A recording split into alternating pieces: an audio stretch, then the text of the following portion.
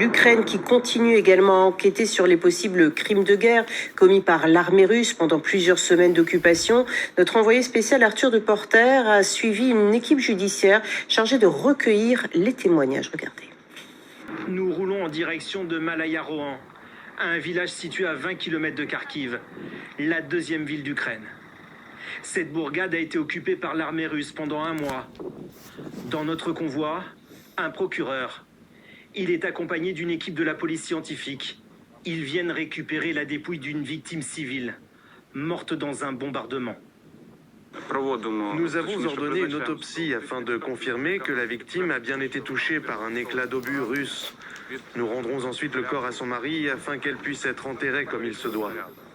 Vadim nous montre une photo d'Ina, son épouse, depuis plus de 40 ans. Elle a été touchée par un éclat d'obus lors de l'explosion. Il l'a enterrée dans leur jardin. Tout a changé. Ma vie, celle de mes enfants, ainsi que mon pays. Tout. À l'intérieur de la maison, le procureur et ses équipes inspectent. Il s'agit de collecter un maximum d'informations sur d'éventuelles exactions russes, car l'obus a tout détruit.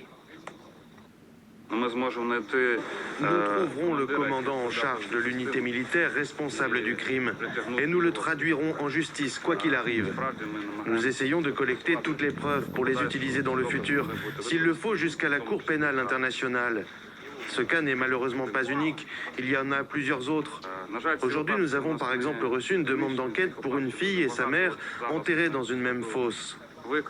Les témoignages et les stigmates de l'occupant russe sont omniprésents. Au détour d'un parc, nous rencontrons Natalia. Elle accuse un soldat russe d'avoir violé sa fille. C'était un soldat armé et probablement drogué. Il a tout de suite remarqué ma fille qui avait un bébé dans les bras. Il a ordonné à ma fille de le suivre et l'a violée toute la nuit. Il lui a coupé les cheveux. Elle est revenue avec sa chevelure à la main et a dit « Ce sont mes cheveux ».